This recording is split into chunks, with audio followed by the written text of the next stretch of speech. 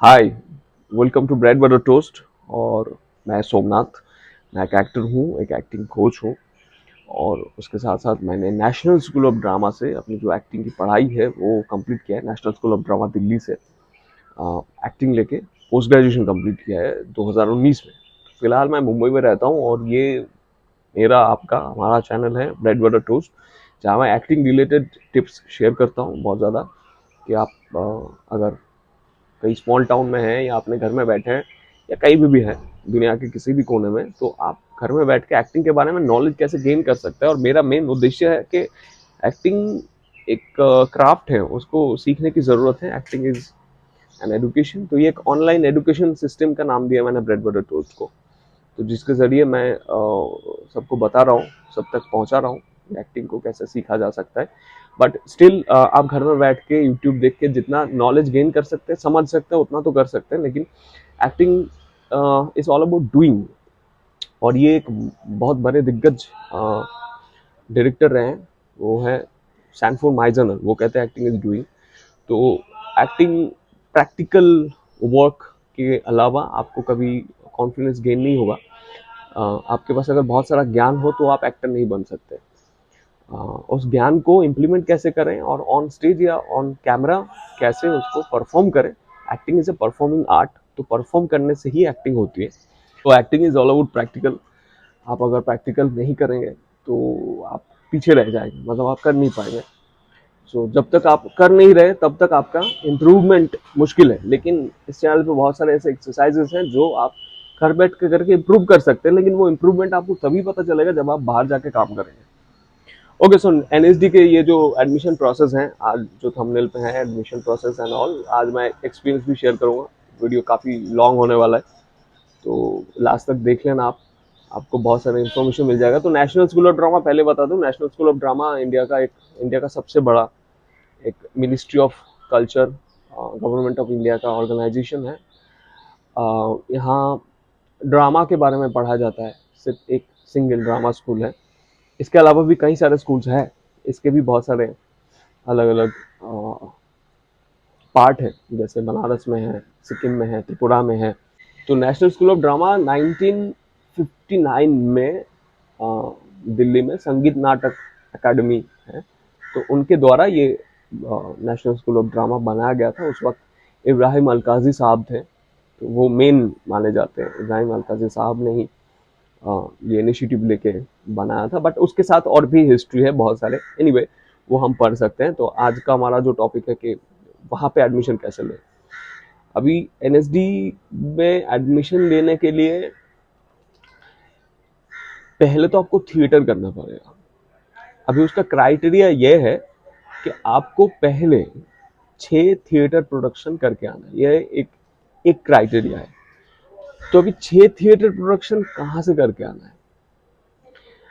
आप अपने शहर में थिएटर करते हैं और वहाँ पे आपने मान लो कि एक ही प्रोडक्शन का 100 शो कर लिया है। उससे नहीं होगा। आप अलग अलग 6 प्रोडक्शंस, अलग अलग डिफरेंट 6 प्रोडक्शन, जैसे डिफरेंट 6 फिल्म्स होते हैं। 6 अलग अलग फिल्म है। मैं बोल रहा हूँ शाहरुख खान की 6 फिल्में हैं। तो आपने भी नाटक 6 अलग अलग नाटक किया। जैसे मान लो कि आपने शेक्सपियर का 3 नाटक किया है, मैकबेथ, हैमलेट, ओथेलो। फिर आपने टैगोर का एक नाटक किया है, बादल सरकार का एक नाटक किया है, कोई एक नए राइटर है उनका एक नाटक किया है। तो ये टोटल हो गया 6 प्रोडक्शन। अब ये हो सकता है कि आपने आसाम में 2 प्रोडक्शन किया है, आपने महाराष्ट्र में 2 प्रोडक्शन किया है, आपने कश्मीर में 2 प्रोडक्शन किया है। तो उससे कोई फर्क नहीं पड़ता, 6 प्रोडक्शन आपका हो गया। अब ये भी हो सकता है मेरे जैसे कि मैंने एक ही ग्रुप के साथ 6 अलग अलग प्रोडक्शन किया है, वो भी हो सकता है। अभी बहुत लोगों को मैंने देखा है, वो अपने कॉलेज के साथ बहुत सारे प्रोडक्शंस करते थे। तो बात जो भी हो, आपको थिएटर ये 6 प्रोडक्शन कंप्लीट करके आना है और उसका प्रूफ आपके पास होना चाहिए। आपके जो ग्रुप्स हैं, आप अगर 6 अलग अलग ग्रुप के साथ काम करके आए, इंडिया के 6 ग्रुप के साथ या विदेश के 6 ग्रुप के साथ आप काम करके आए, लेकिन उसका प्रूफ पर्टिकुलर होना चाहिए जो उनको, आप जब फॉर्म फिलअप करते हैं तब आपको सबमिट करना पड़ता है। दूसरी चीज़ ये है कि कोई भी रिकॉग्नाइज्ड यूनिवर्सिटी इंडिया का या अब्रॉड का, वहाँ से आपका ग्रेजुएशन कंप्लीट होना चाहिए, वो चाहे कोई भी स्ट्रीम पे हो। ग्रेजुएशन कंप्लीट है आपने, क्योंकि ये जो एनएसडी का जो कोर्स है वो पोस्ट ग्रेजुएशन है, इक्विवेलेंट टू मास्टर्स। तो पहले ग्रेजुएशन कंप्लीट होना चाहिए, वो चाहे कोई भी स्ट्रीम हो, आप चाहे इंजीनियरिंग पढ़ के आए, आप चाहे डॉक्टरी पढ़ के आए, आप चाहे ड्रामा लेके पढ़ के आए, तो उससे कोई फ़र्क नहीं पड़ता, बस ग्रेजुएशन कंप्लीट हो। बाकी जो एक्टिविटीज़ है एनएसडी में वो 90% टाइम तो हिंदी में ही होता है।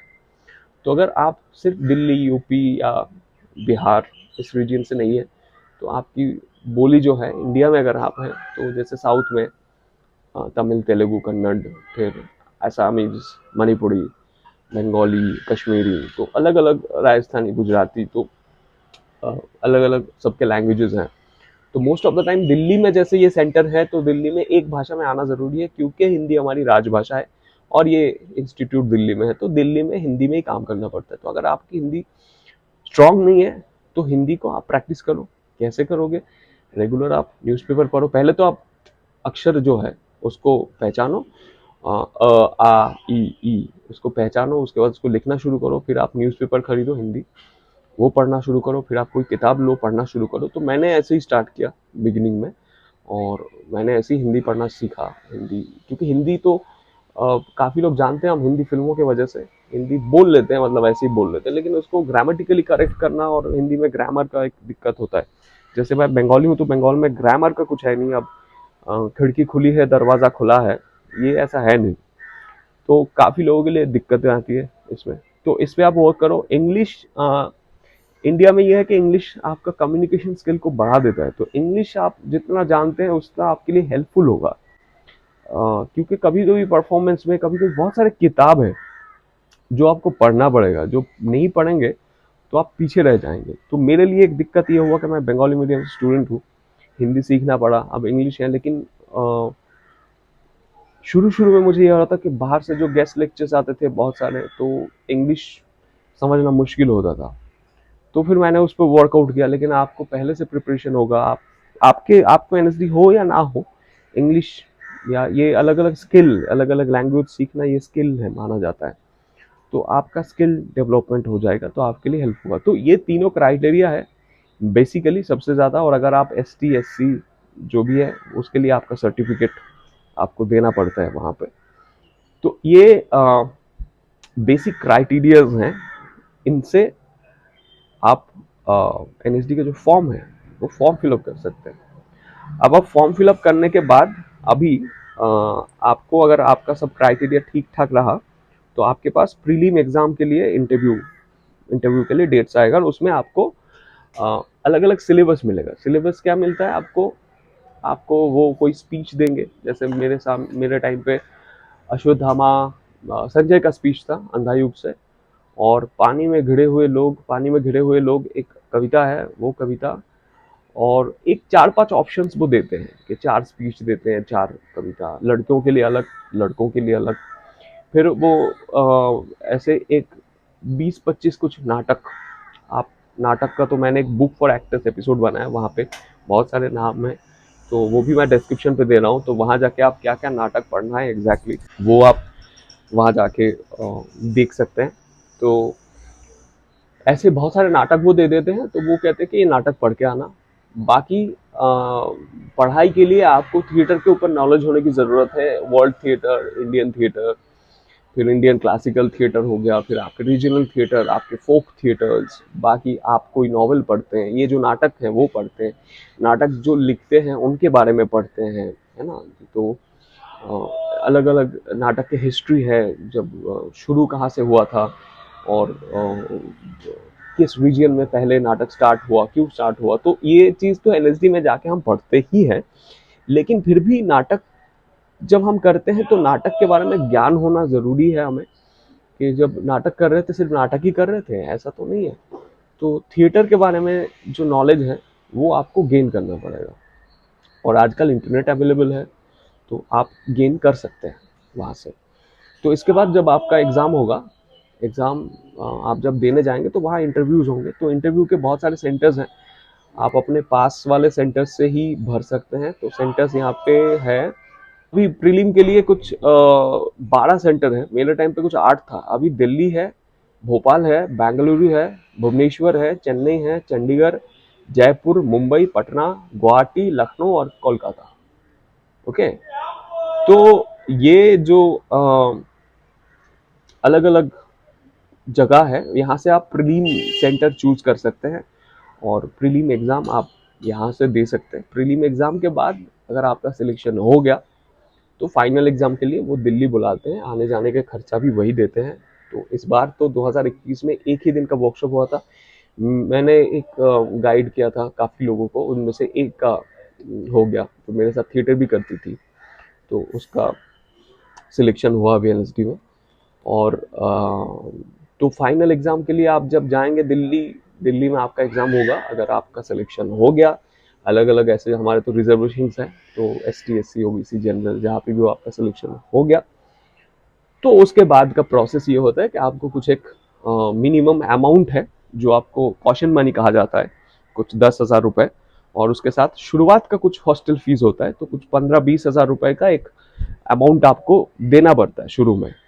तो वो आपको बाद में मिल जाता है कि अगर 3 साल में आप कुछ तोड़ फोड़ करते हैं, कुछ तो किताब खो गया, मेरा किताब खो गया था, तो उसके लिए पैसा उन्होंने काट लिया, तो वो करते हैं क्योंकि कॉस्ट्यूम्स और सारी चीज़ें बहुत होता है, तो अंदर इधर उधर हो जाता है 3 साल में, तो उसके लिए एक डिपॉजिट रखते हैं। बाकी आपको महीने में, अभी तो हमारे टाइम पे 8,000 रुपये हमें स्कॉलरशिप मिलते थे हर महीना, 8,000 रुपये, उसी में हॉस्टल का खर्चा, उसी में खाना, सब कुछ इंक्लूड करके कुछ 3-4 हज़ार रुपये हाथ में आ भी जाते हैं महीने में। तो रहने का आपको हॉस्टल मिलता है और खाने पीने का वहीं मेस है, तो कोई दिक्कत नहीं होती है। तो वहाँ दिन भर रह के थिएटर कर सकते हैं मन खोल के। अलग अलग क्लासेस हैं, 6-7 डिफरेंट क्लासेस हैं, दिन में काम चलता रहता है, एक ग्रुप्स हैं और वहाँ पे बहुत सारी टास्क है, तो बहुत मज़ा है। अगर मज़ा करके आप करो तो बहुत मज़ेदार जगह है। और मैं तो मानता हूँ, मतलब मैं दुनिया के बहुत सारे इंस्टीट्यूट्स के लोग, acting institute, specially drama theatre institutes के लोग आए थे एक बार। तो सिंगापुर से आए थे, जापान से आए थे, चाइना से आए थे, बांग्लादेश, आई थिंक इंडोनेशिया, तो ऐसे बहुत सारे थे। तो मैंने सबको कैलकुलेट करके देखा, एनएसडी से बेहतर तो कोई है नहीं, क्योंकि एनएसडी जितना कंफर्ट जोन है, जहाँ पैसे मिलते हैं और आपको काम करने की इतनी लिबर्टी है, तो एनएसडी से आगे तो कोई है नहीं तो पढ़ाई में। तो दैट्स ऑल। और आपको अभी ये जो तीनों क्राइटेरिया है वो क्राइटेरिया पूरा करना है। और एक तो एज लिमिटेशन होता है, इसमें एज लिमिटेशन है कि आप जब ग्रेजुएशन कंप्लीट करते हैं, मतलब 18 ईयर्स तो ग्रेजुएशन नहीं होता है, बट स्टिल 18 के बाद से 30 तक आप जितनी बार चाहें आप एग्ज़ाम दे सकते हैं। तो मेरे बैच में काफ़ी लोग हैं, थे, जिन्होंने कई बार एग्ज़ाम दिया है, 5-6 बार करके एग्ज़ाम दिया है। तो अगर मेरा फर्स्ट टाइम ही हो गया था, काफ़ी लोग थे जिन्होंने फर्स्ट टाइम दिया, तो फर्स्ट टाइम उनका हो गया। आपको मैं यही कहूँगा कि आप मन लगा के एनएसडी देने से पहले मन लगा के थिएटर करो। अगर आपको इस प्रोफेशन में कुछ करना है, एनएसडी जाना है, मन लगा के अच्छे थिएटर से जुड़ जाओ। कहीं पे भी जाना पड़े जाओ, नौकरी करो, थिएटर करो, तो 3 साल थिएटर करो। सिर्फ एक्टिंग करना है, डायरेक्शन करना है मत सोचो। आपको थिएटर की हर जो बारीकी है, छोटी छोटी चीज़ है, उसके बारे में अवगत होने की ज़रूरत है, नॉलेज रहने की ज़रूरत है। कॉस्ट्यूम से लेके सेट से लेके लाइट से लेके ईच एंड एवरीथिंग, तो कोऑर्डिनेशन कैसे बनाते हैं, कैसे करते हैं, क्योंकि इन सारी चीज़ों का ये सारी चीज़ बहुत ज़रूरी है। आप अगर एनएसडी जाते हैं तो इन सारी चीज़ों के बेस पे ही आप कितने डेडिकेटेड हैं, कितने पंचुअल हैं, कितने डिसिप्लिन्ड हैं, ये सब चीज़ आप पे दिखता है, आपके आंखों में दिखेगा। वो जो जजेस हैं वो बड़े दिग्गज सब हैं, तो उनको पहचान में आप डेफिनेटली वो पहचान लेते हैं। तो उसी तरीके से लोगों का सिलेक्शन होता है, कैसे होता है, क्यों होता है, पता नहीं, लेकिन मेरा ये कहना है, मन लगा के काम करो, थिएटर करो मन लगा के, और इस प्रोसेस से आपको गुजरना है अगर आप एनएसडी करना चाहते हैं। और सो ये मैंने बाकी जो इन्फॉर्मेशन है वो डिस्क्रिप्शन बॉक्स में डाल दिया। आपको जो भी इन्फॉर्मेशन चाहिए आप वहाँ जाके ढूंढ के देख सकते हैं, और जो आपको इन्फॉर्मेशन नहीं मिला है वो आप ज़रूर मुझे कमेंट करके पूछ सकते हैं। तो कमेंट के हिसाब से मैं फटाफट वीडियो बना दूंगा आपके लिए। आपको जो चाहिए तो ज़रूर कमेंट करके बताना कि आपको क्या और जानना है। तो मिलते हैं बहुत जल्द। Take care, bye. एंड अगर ये एपिसोड किसी के लिए आपको लगता है कि बहुत ही ज़रूरी है, किसी के लिए हेल्पफुल रहेगा, तो उसके साथ ज़रूर शेयर करना आप। ओके, मिल रहे हैं। Take care, bye and stay safe, keep learning.